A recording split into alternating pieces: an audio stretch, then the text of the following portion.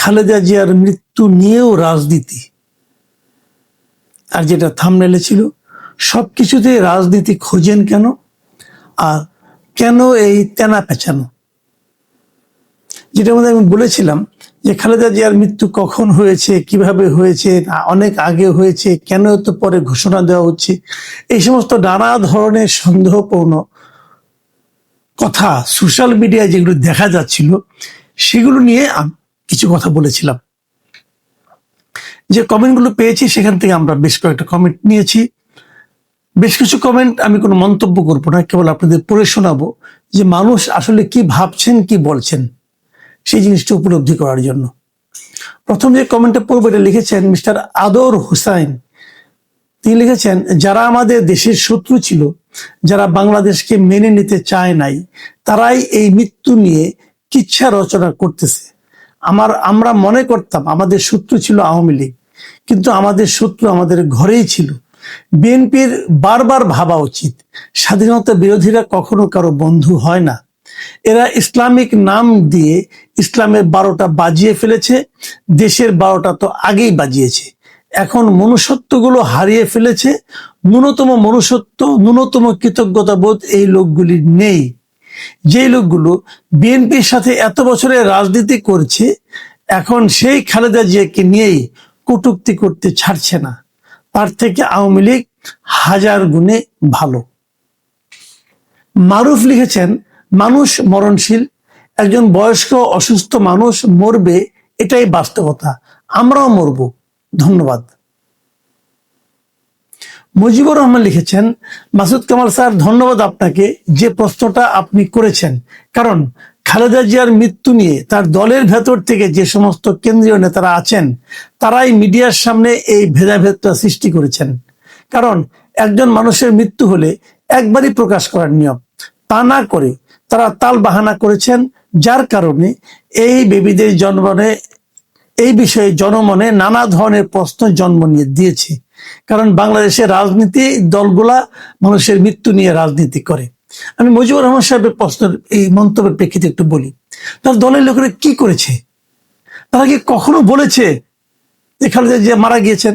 এর আগে কখনো বলেছে?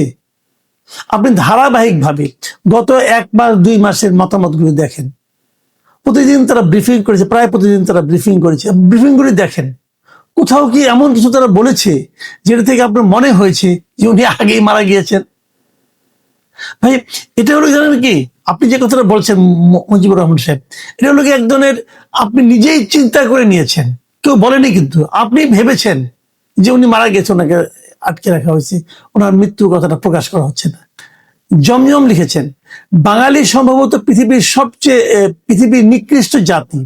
তারা না জেনে না বুঝে মানুষকে অসম্মান ও ক্ষতি করতে সম্ভবত সবচেয়ে বেশি পারদর্শী। যে লোকটি বলল বেগম খালেদা জিয়ার মৃত্যু আরো আগেই হয়েছে, সে কিন্তু সেটা ভালো করে জানে না, এটা তার ধারণা প্রসূত অন্যের প্রতি মিথ্যা আরোপ করার মধ্য দিয়ে নিজের কোন উপকার না পেয়েও সে জুলুমের মধ্য দিয়ে অপরাধীতে পরিণত হলো। আশ্চর্য এই যে সে নিজেই জানে না সে মূলত ক্রাইম করলো। অধিক অনুমানকে আল্লাহ কোরআনে হারাম করেছেন, কারণ অধিক অনুমানের মাধ্যমে জুলুমের সম্ভাবনা বেড়ে যায়। মোল্লা মৌলবী ও তথাকথিত তৌহিদি জনতা মনে করে শুধু মদ শুকর হারাম, শারীরিক ধর্ম অমানুষ করে দেয়। এখন উনি কিন্তু অনেক গুরুত্বপূর্ণ কথা কিন্তু উনি বলেছেন, যে আসলে অনুমান নির্ভর কথা মানুষকে আসলে খুবই ক্ষতির দিকে এবং বিরোধীর দিকে ঠেলে দেয়।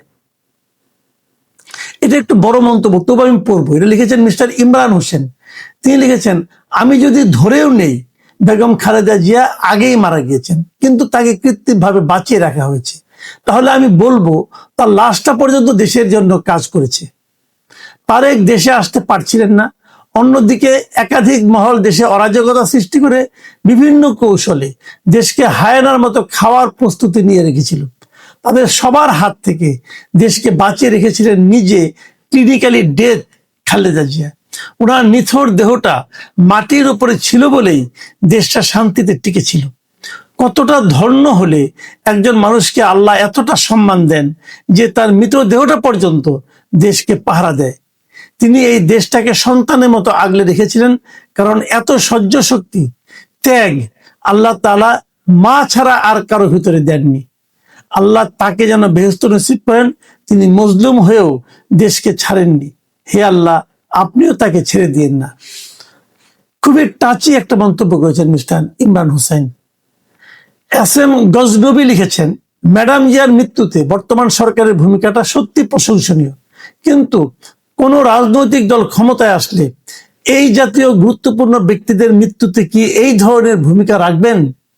আমার ধারণা কোনোদিনই তা রাখবেন না, কারণ এই দেশের রাজনৈতিক দলগুলোর মাঝে শিষ্টাচারের অভাব রয়েছে।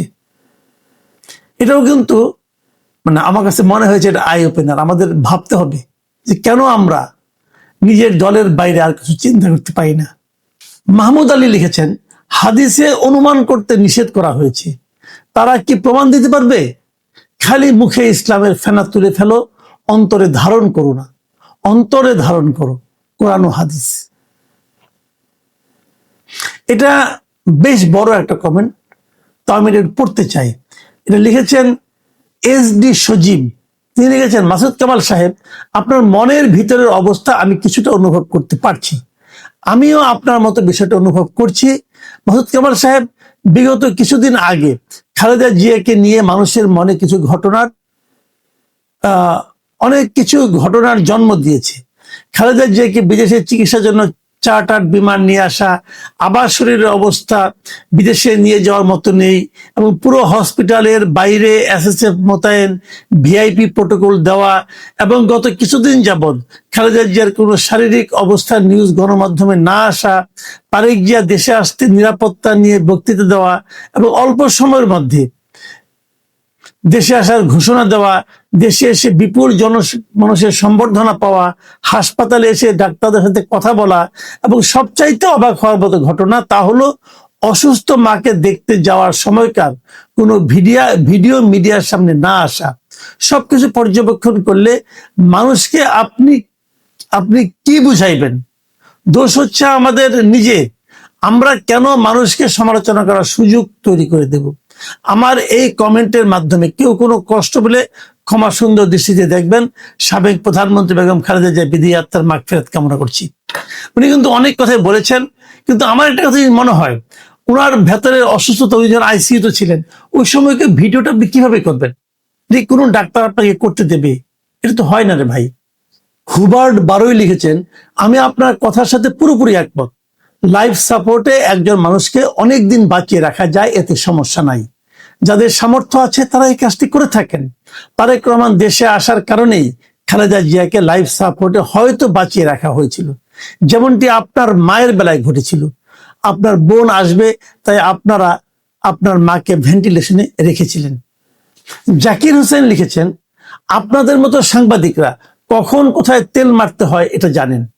জাকির সাহেব, আমি বুঝতে পারলাম না আমার এই কন্টেন্টটা আমি কখন কাকে কিভাবে তেল মারলাম বলেন তো? আমি কাকে তেল মেরেছি? আচ্ছা, এই সংক্রান্ত আরো কয়েকটা কমেন্ট আছে যেগুলোতে আমার খুব সমালোচনা করা হয়েছে, সবগুলি পড়ি তারপরে একবারে জবাব দেব। মোহাম্মদ আশরাফ লিখেছেন, অত রিয়েক্ট করার কিছু নেই। খালেদার অসুস্থতার চিকিৎসা নিয়ে সরকার ও বিএনপি যথেষ্ট কনফ্লিক্ট তৈরি করেছে বলেই মানুষ নানামুখী মন্তব্য করেছে। মুস্তফা খান লিখেছেন, মাসুদ ভাই দালালি করেন কিন্তু কম করেন। আচ্ছা, বলছি এই সম্বন্ধে আলোচনা একটু পরেই করি। সাদ সাফি লিখেছেন, তেল মারার মেশিন মাসুদ কামাল বাটপার। তোদের মতো বাটপারদের কারণে দেশে আজকে বর্তমান অবস্থা। শেখ হাসিনার স্বৈরাচার বলছো, তখন মজা লাগে। দেশের উন্নয়ন চুষে বেড়াচ্ছ, তারপরও শেখ হাসিনা তোমাদের মতো লোকদের কাছে খারাপ। আওয়ামী লীগ ছাড়া নির্বাচন একতরফা হয় না, শুধু বিএনপি না থাকলে একতরফা হয়। আইকে লিখেছেন নুরুল লুক ফরওয়ার্ড। তিনি লিখেছেন, মাসুদ কামাল তুই একটা অসভ্য জানোয়ার, অমানুষ। তুই যে ইনিয়ে বিনিয়ে কি বলতে চাইছিস সেটা মানুষ বুঝতে পারে। বাংলাদেশের অভিশাপ হচ্ছে আওয়ামী বাকশালী ফ্যাসিবাদের জামাত শিবির, আল বদর, আল শামস, রাজাকার। এই মুনাফেক শোরের বাচ্চারা আল্লাহকেও ভয় পায় না। এই অসভ্য জানোয়াররা এতটাই ভয়ঙ্কর বেহায়া যে বেহেশতের টিকিট বিক্রি করে। এই গুপ্তঘাতক জামাত শিবির হচ্ছে আওয়ামী বাকশালী ফ্যাসিবাদের একাংশ। এই মুনাফেক শফিকুর রহমান অত্যন্ত নিচুমানের একজন বাংলাদেশ বিরোধী ষড়যন্ত্রকারী। ইনশাল্লাহ বাংলাদেশের দেশপ্রেমিক মানুষ এই রাজাকার বাহিনীর বিরুদ্ধে সোচ্চার হয়ে এদের বয়কট করবে। দেখুন, আমি এখান থেকে পড়ি, এই যে নুরুল লুক ফরওয়ার্ড, সামনের দিকে তাকাবেন উনি আর কি, ওনার লুক ফরওয়ার্ড আমি বুঝতে পারলাম না, মানে উনি যে কি বলতে চাইলেন সেটাই বুঝলাম না। উনি এখানে আওয়ামী বাকশালী এবং জামায়াতে ইসলামকে এক করে ফেলেছেন এবং বলছেন এরা সবাই দেশের বিরুদ্ধে কাজ করছে। ভালো কথা, আমি মানতে রাজি আছি উনি যখন বলছেন ওনার মন্তব্য, কিন্তু তার সঙ্গে আমি কি অমানুষ হলাম এটা আমি বুঝতে পারলাম না। আবার আমি ইনিয়ে বিনিয়ে কি বলতে চাইছি, আমি এখানে এই যে আমি যে খালেদা জিয়া এখানে যে কথাটা বলেছি, এখানে কোথাও কি আওয়ামী লীগ কিংবা জামাতের পক্ষে আমি কিছু বলেছি? বলুন আপনারা, বলেছি ভাই? তাহলে আপনি কিসের সঙ্গে কি মিলালেন এটা তো আমি বুঝলাম না ভাই। যদি কারো সমালোচনা করেন টু দা পয়েন্টে করেন, যে কন্টেন্টের প্রেক্ষিতে আপনি করবেন সেই কন্টেন্টে আমি যা কিছু বলেছি সেগুলো তুলে ধরে করেন। আপনার আজগুবি যা মনে হলো গালাগালি করতে থাকলেন ভাই, এটা কিন্তু সমালোচনা হলো না, গালাগালি হলো।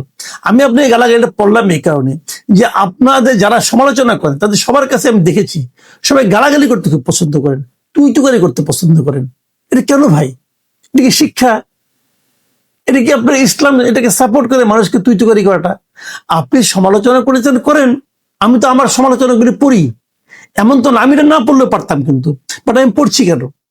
যারা সমালোচনা করেন তাদেরকে আমি অনার করি, তাদের কাছ থেকে আমি কিছু শিখতে চাই। কিন্তু আপনি যখন তুই তুকারি করবেন, গালাগালি করবেন, তারপরে কোনো লজিক ছাড়া কথা বলবেন, সেটা তো ভাই আমার জন্য কোনো লাভ হয় না, কারোর জন্যই কোনো লাভ হয় না, মাঝখান থেকে আপনার অন্ডশ্রম হয়। দেখুন, এর আগে সাদ সাফিজরা লিখেছিলেন যে আমাকে বলেছেন আমি নাকি তেল মারার মেশিন, আবার আমি নাকি বাটপার। আবার শেখ হাসিনা উন্নয়ন করেছে সেগুলো আমি নাকি স্বীকার করছি না। ভাই, শেখ হাসিনা উন্নয়ন করছিল আমি স্বীকার করি, আবার শেখ হাসিনা বাংলাদেশের গণতন্ত্রের ক্ষতি করেছে এটাও আমি দাবি করি, এটাও আমি ব্যাখ্যা করি। আপনি একটা মানুষের সব খারাপ হয় না, একটা মানুষের সব ভালো হয় না। ওনারা ভালো যেটা করেছেন, 15 বছর দেশে ছিলেন, 15 বছর শাসন করেছেন, কিছু না কিছু ভালো করেছেন, অবশ্যই করেছেন, সেগুলো বলবো না কেন, আমি তো বলি। আবার যেগুলি খারাপ করেছেন সেগুলো তো আপনি বললেন না, ওগুলি বলেন আপনি, তাহলে যে ব্যালেন্সটা হয়। আর মোস্তফা খান বলেছেন, উনি আবার সম্মান করে বলেছেন যে দালালি কম করতে বললো, এখানে কার দালালি করলাম এখনো বুঝি নাই। যাও, তুমি যখন বলেছেন মাথায় রাখলাম। এই কমেন্টটা লিখেছেন পারভেজ রুমি, তিনি লিখেছেন আপনি সব জানেন কিভাবে? আপনাকে রিমান্ডে নিলে সবকিছু বের হবে। ভাই, আমি তো সব জানি না। আমি বরং বলেছি যারা নিজেদেরকে সব জানতা বলেন তাদেরকে বলেছি আপনারা কি করে জানেন? আপনারা কিভাবে জানলেন ওনার আগে মৃত্যু হয়েছে? এই যে আমাকে রিমান্ড আপনি কেউ নেবেন? আমার বিরুদ্ধে মামলা আছে, রিমান্ডে চাইলে আপনি নিতে পারবেন? পারবেন না তো ভাই। আব্দুল হাদি লিখেছেন যতদিন যাবে তত বুঝতে পারবেন আওয়ামী লীগ যারা করে তারা মানুষ না, আর মানুষ হবেও না। এরা ঘোলা পানিতে মাছ শিকার করতে চায় কিন্তু সফল হয় না। আফসানা আক্তার লিখেছেন বিভিন্ন জায়গায় দেখি ওদের ডায়লগ হচ্ছে এক শয়তান ভাগছে আরেক শয়তান নাকি মরছে, ওদের রেখে যাওয়া চেলাবেলা বীজদের থেকে কবে মুক্তি পাবে? ওদের কথায় মনে হয় দেশ ওদের জামায়াতে ইসলাম শুদ্ধ করে দেশ বানাইছে, দেশটা ওরা একলা খাবে, ওদের মত চলবে, ওদের নীতি আদর্শ বাস্তবায়ন করবে না। শেখ মুজিব, আওয়ামী লীগ, স্বাধীনতা, ভারত এরা কিছুই না, বাংলাদেশের মালিক জামাত ইসলাম, ওদের মতো করে শাসন ব্যবস্থা করবে। যখনই জামাতের সমালোচনা করি, এমইউডি টিভি বিডি, এটা একটা ছদ্মনাম, বোঝা যাচ্ছে ওনার হয়তো চ্যানেলের নামই এটা। তিনি লিখেছেন জামায়াতের জন্ম আরবের হিংস্র ও খুনি ওয়াহাবিদের আদর্শ থেকে। 1941 থেকে অদ্যাবধি প্রতিটি জাতীয় বিষয়ে জামাত এদেশের গণমানুষের চাহিদার বিপরীতে ছিল। সেই জামাত থেকে আমরা কি আশা করতে পারি? এগুলি জামাতের বিপক্ষে গুলো। আবার জামায়াতের পক্ষে একটা মন্তব্য আমি পেলাম এখানে, এটা লিখেছেন ট্যাপ কপি। তিনি লিখেছেন সর্বপ্রথম জামাত শিবিরই সারা বাংলাদেশে একযোগে বাদ জোহর দোয়া মহফিল করেছে। যারা দালাল খাবকির পোড়া আছে তারা নেগেটিভ ছড়াবে। দেখুন, আপনি জামাতের পক্ষে লোক বুঝতে পারলাম, কিন্তু এই যে একটা গালি দিলেন, ভাই গালি দিলে কি লাভ হলো আপনার? ইসলাম কি গালিকে সমর্থন করে? আপনি সহজভাবে বলেন কার পোলা কি সমাচার, এই যে বলতেছেন, এটা তো একটা অশ্লীল গালি আপনি দিলেন ভাই। গালি দেন কেন? এই গালি কিন্তু কারো গায়ে লাগে না, আপনার মুখেই থেকে যায়। সেফ গ্রুপ লিখেছেন, কারণ 5 আগস্টের পরে আপনি নিজেই একজন সবচেয়ে বড় তেনা পাচক। ওই যে আমি বলছিলাম না যে তেনা পেঁচানো কেন, ওটার উত্তর ওটা দিয়েছে যে আমি নাকি সবচেয়ে বড় তেনা পেঁচক। অন্য কাছে মনে হতে পারে, কিন্তু আমি নিজে সেটা মনে করি না। প্রিয় দর্শক, আপনারা মনে করেন কিনা সেটা আমাদেরকে লিখে জানাতে পারেন। এই মন্তব্যটা লিখেছেন এমডি লিটন হোসেন।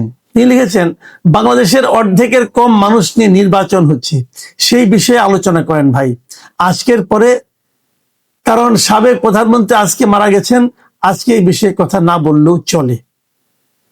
ঠিক আছে, আপনি হয়তো মনে করছেন চলে, কিন্তু অনেকে আবার এমনও বলছেন যে উনি আজকে মারা গেছেন, আজকে ওনাকে নিয়ে আলোচনা করা উচিত। মানুষের চিন্তা ভাবনা, মানুষের রুচি, মানুষের চাহিদা তো ভিন্ন ভিন্ন হবেই। আমি আমার মতো করে করি। আমি আওয়ামী লীগের এই যে আপনি বলছেন যে অর্ধেক মানুষের কম মানুষ নির্বাচন হচ্ছে, এটা নিয়েও কিন্তু আমি কথা বলেছি। এটা একজন বাঙালি যে স্বভাব সম্পর্কে বলেছেন, তিনি লিখেছেন AKM মঙ্গৌর হায়দার লিখেছেন, স্বর্গে একটি গেইটে কোনো সিকিউরিটি নেই। গল্পের মতো। স্রষ্টা বাঙালির জন্য উন্মুক্ত করে দিয়েছেন, কিন্তু তবুও কেউ স্বর্গে ঢুকতে পারছে না, কারণ সে যেই এগিয়ে যায় পেছন থেকে আরেক বাঙালি তাকে টেনে পেছনে নিয়ে যায়। এই হলো আমাদের সংকট জাতের বাঙালি, কারো ভালো সহ্য করতে পারে না। যেমন প্রথম আলো এগিয়ে যাচ্ছে, তাকে ধ্বংস করো। শেয়ার বাজার ভালো করছে, তাকে ধ্বংস করো। দেশ ভালোর দিকে যাচ্ছে, তাকে ধ্বংস করো। শুধু জীবিত কিছুকে ধ্বংস করে ক্ষান্ত হয় না। আমরা বেগম খালেদা জিয়ার মতো আপসীর নেত্রী ইন্তেকাল করেছেন, ওনার মৃত্যুকেও বিতর্কিত করতে আমরা ছাড়ি না। বড় জঘন্য এই দেশের মানুষ আমরা। বোঝা যাচ্ছে উনি খুবই আবেগ আপ্লুত হয়ে কথা লিখেছেন। মোহাম্মদ শহীদ লিখেছেন, আসসালামু আলাইকুম মাসুদ কামাল ভাই, আপনি কেমন আছেন? আমার কমেন্টটা পড়লে আমি খুশি হব। মাসুদ কামাল ভাই শুধু রাজনীতি নিয়ে ভিডিও বানান, কিন্তু দেশের মধ্যে আরো অনেক ভয়াবহ ঘটনা হয়। যেমন ধরেন, চট্টগ্রামে একজন মা টাকার অভাবে তার 2 সন্তানকে চিকিৎসা করাতে পারে না বলে 2 সন্তানকে শীতের মধ্যে রাস্তায় ফেলে দিয়ে চলে গেছে। এসব নিয়ে মাঝে মধ্যে ভিডিও বানাবেন। শহীদ সাহেব, আপনার এই পরামর্শটা আমার কাছে খুবই ভালো লেগেছে। আমি কেবল রাজনীতি নিয়ে বানাই তা না, আমি অন্য অনেক বিষয় নিয়ে ভিডিও বানাই। আমার কাছে যখন যে জিনিসটা টাচ করে আমাকে, আমি সেটা নিয়ে কথা বলি। আমি প্রতিদিনই একটা করে ভিডিও দেই, যে কারণে অনেক বিষয় নিয়ে হয়তো করা যায় না, যেটা সবচেয়ে আলোচিত থাকে ওই সময়ে, কেবল সেটাকে হয়তো টাচ করি, যে কারণে হয়তো আপনার কাছে এমন মনে হচ্ছে যে কেবল রাজনীতি দিয়ে বানাই। এটাই শেষ মন্তব্য। এটা লিখেছেন মানচিত্র, বাংলায় লেখা, ছদ্মনাম বোঝা যাচ্ছে। তিনি বলেছেন, তীব্র নিন্দা ও প্রতিবাদ জানাচ্ছি, ইসলামী ব্যাংক থেকে আবারও শতাধিক পিয়নকে চাকরিচ্যুত করেছে অবৈধ ম্যানেজমেন্ট। আমি জানি না এই কথাটা সত্য কিনা। যদি সত্য হয় তাহলে ইসলামী ব্যাংক কর্মকর্তাদের কর্তৃপক্ষকে আমি বলবো, ভাই শতাধিক পিয়ন গরিব কি মেরে কি লাভ? আর শতাধিক পিয়নকে আপনি চাকরিচ্যুত কেন করবেন? তাদের দলীয় পরিচয়ের জন্য? এটা কি ঠিক হচ্ছে কাজটা করা? আর এটা সত্য মিথ্যা আমি অবশ্যই এখন কনফার্ম করিনি, যদি হয়ে থাকে তাহলে এটা বললাম। আর একটু আগে বললো না রাজনীতির বাইরেও কিছু কথা বলার জন্য, আমার মনে হয় এটাও রাজনীতির বাইরে একটা প্রসঙ্গ, এই জন্য আলোচনা তুললাম। আশা করি কর্তৃপক্ষ এই ব্যাপারে সদয় বিবেচনা করবেন বিষয়গুলো। প্রিয় দর্শক, এই ছিল আজকের আলোচনা, আজকের দর্শকের মতামত। আগামীতে আমরা আবারও 2-1 দিন পরে হয়তো